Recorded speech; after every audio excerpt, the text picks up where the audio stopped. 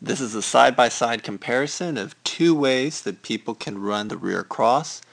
On the right-hand side, you see the way that most people do rear crosses.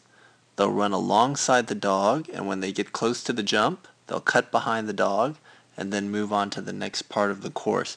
We call this an L-shaped path because it looks like an upside-down L right here.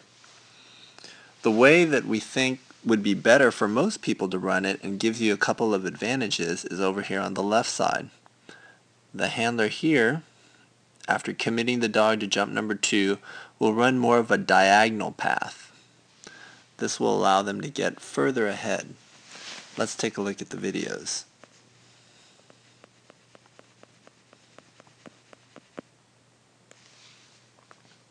The first thing I'm going to do is sync up these two runs. So let's catch the dog coming over these jumps. So you can see that on the right side, the L-shaped path, the handler is running straight forward. On the diagonal path, the handler is already cutting behind the dog, moving in that direction. So you see the direction they're headed is different.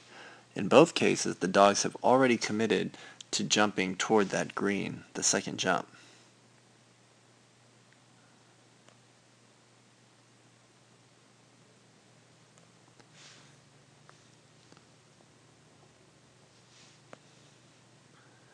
And you can see that as the dog prepares to take off for number 2, on the diagonal path, the handler is behind the dog, whereas on the L-shaped path, the handler is still to the left of the dog.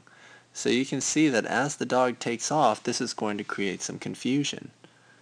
Because with the handler being on the left side, it is natural for the dog to think that they could be turning this way. But in fact, we want the dog to go this way.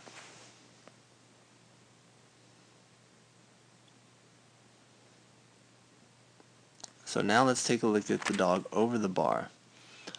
On the side, with the L-shaped path, the handler is still to the left of the dog, and it's only with experience and feeling the pressure of the handler leaning into the dog, sometimes a verbal cue, sometimes the use of an arm, that the handler develops a way to communicate to the dog, you're going this way.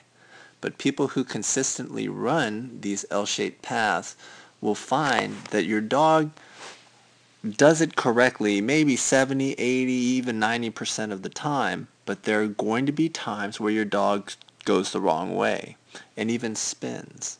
And a lot of people will blame that on inexperience, but in fact it's the confusion that the dog sees. If you run the diagonal path, when your dog is in the air, you're going to be on the correct side.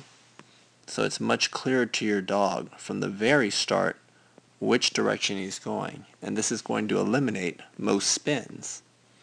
In addition, if you take a look at the landing point here on the dog, you can see that the handler who uses the diagonal is going to be much further ahead. Here the difference looks like about 2 yards ahead.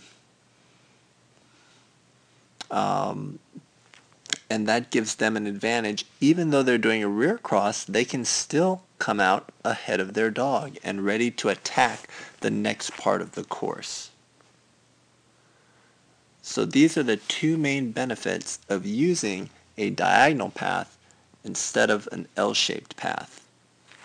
You can get further up ahead, and you send a clearer message to your dog, which will avoid turning the wrong way on your rear crosses.